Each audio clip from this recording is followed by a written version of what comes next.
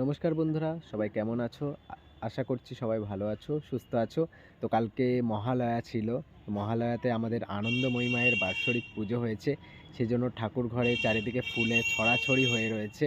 তো আজকে সকাল সকাল ঘুম থেকে উঠেই আমি এখন ঠাকুর ঘর পরিষ্কার করব এবং তারপরে কীভাবে আনন্দময়ী মায়ের পুজো করছি সবটাই তোমাদের সঙ্গে শেয়ার করব। আর আনন্দময়ী মায়ের ডেলি ব্লগের জন্য সবাই একটা লাইক করো, ফুল সাপোর্ট করব। তাহলে আনন্দময়ী মায়ের ডেলি আমি বড় ভিডিও দেওয়ার চেষ্টা করব। তো বন্ধুরা চলুন আজকের ভিডিও শুরু করা যাক, আর কেউ স্কিপ না করে সবাই পুরো ভিডিওটা দেখুন। তো চলুন এবার আনন্দময়ী মায়ের ঠাকুর ঘরে যাওয়া যাক।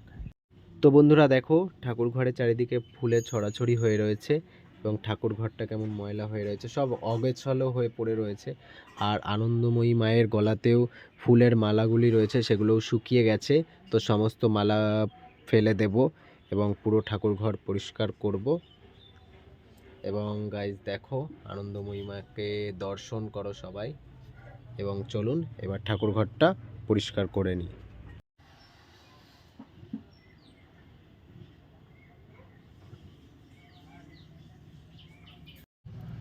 বন্ধুরা, মায়ের মন্দির পুরো পরিষ্কার করে দিয়েছি এবং মায়ের গায়েও যেসব বাসি ফুল ছিল সেগুলোও ফেলে দিয়েছি। তো চলুন এবার ভালো করে আনন্দময়ী মাকে তোমাদের একবার দেখিয়ে দিই। জাগো চিন্ময়ী, জাগো মৃন্ময়ী, জাগো শারদরূপিণী মা। জাগো চিন্ময়ী, জাগো মৃন্ময়ী, জাগো শারদ। তো বন্ধুরা, ঠাকুর ঘর পরিষ্কার করা হয়ে গেছে এবং আমি গৌর এবং গোপালকে স্নান করিয়ে সুন্দর করে সাজিয়ে দিয়েছি। এবার ফুল দিয়ে ঠাকুর ঘর সাজাবো এবং তারপরে ঠাকুরের পুজো করব। তো বন্ধুরা, আমার মা প্রত্যেক দিন সকালবেলায় উঠে এই ফুল বেলপাতা সমস্ত কিছু তুলে নিয়ে আসে এবং সেই ফুল দিয়েই আমি আনন্দময়ী মায়ের পুজো করি। জাগো চিন্ময়ী, জাগো মৃন্ময়ী, জাগো শারদরূপিণী মা। জাগো চিন্ময়ী, জাগো মৃন্ময়ী, জাগো শারদরূপিণী মা।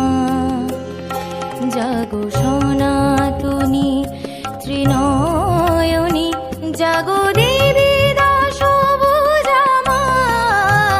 বন্ধুরা, আনন্দময়ী মাকে ভোগ নিবেদন হয়ে গেছে এবং আমি কিন্তু প্রত্যেক দিনই আনন্দময়ী মাকে নিজের হাতেই প্রসাদ খাইয়ে দিই এবং মায়ের খাওয়ার পরেই সেই ভোগটা প্রসাদ হয়ে যায়, তারপরে আমরা ভক্তরা পাই। তো আজকের ভিডিও এখানেই শেষ করছি, দেখা হবে নতুন একটি ভিডিওতে। তো আজকের মতো বাই বাই, সবাই ভালো থাকবেন, সুস্থ থাকবেন আর কমেন্টে অবশ্যই লিখবেন জয় আনন্দময়ী মায়ের জয়। তো বন্ধুরা, আনন্দময়ী মায়ের পুজো হয়ে গেছে। তো এবার ঠাকুর ঘরের দরজাটা বন্ধ করে দেব